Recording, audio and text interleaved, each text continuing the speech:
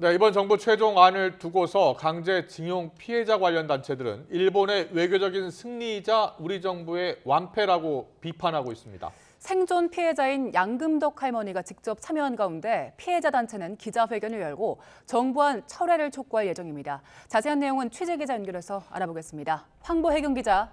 네, 사회 일부입니다. 네, 강제징용 피해 관련 단체들의 반발이 거세죠? 네, 그렇습니다. 강제징용 피해자들을 지원하는 단체 가운데 하나인 민족문제연구소는 이번 정부 해법은 지난 2018년 대법원 판결 정신을 훼손하고 피해자들의 투쟁을 무력화한 거라고 비판했습니다. 정부가 한일 관계 개선을 이유로 피해자들의 인권을 짓밟은 박정희 정권 당시 한일 협정의 부당한 역사로 시계를 거꾸로 되돌렸다고 목소리를 높였습니다.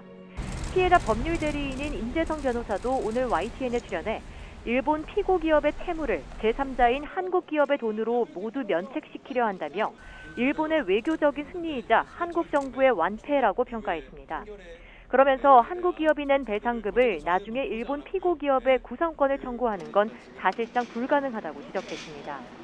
또 한일 기업 등 민간이 자발적으로 기금을 조성해 미래 청년 세대에게 장학금을 지급하겠다는 건 피해자 배상과는 별개일 뿐더러 이전에 논의된 적도 없던 뜬금없는 방안이라고 덧붙였습니다.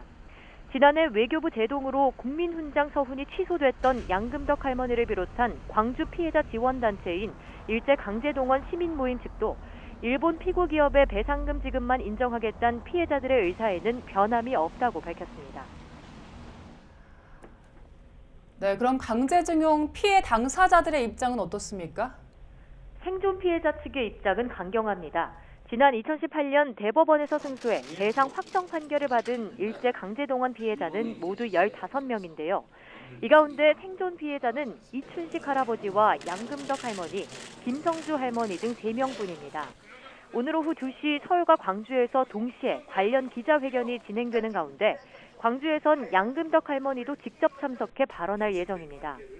우리 정부의 서훈이 취소되고 대신 시민들이 수여하는 훈장을 받은 양금덕 할머니는 지난 3.1절 행사에 참석해 윤석열 정부가 일방적으로 일본과 배상금을 합의한다면 그 돈은 아무리 줘도 안 받는다고 밝혔습니다. 그러면서 일본에게 직접 사죄와 배상을 받고 싶다고 강조했습니다. 정의기억연대를 포함한 610여 개 단체가 소속된 한일 역사정의 평화행동은 오늘 오전 11시 외교부 앞에서 항의 행동을 벌이고 굴욕적인 강제동원 해법이라고 반발했는데요. 오늘 저녁 7시 반 서울시청광장에서 정부 해법 강행을 규탄하고 일본의 사죄 배상을 촉구하는 촛불 집회를 열 계획입니다.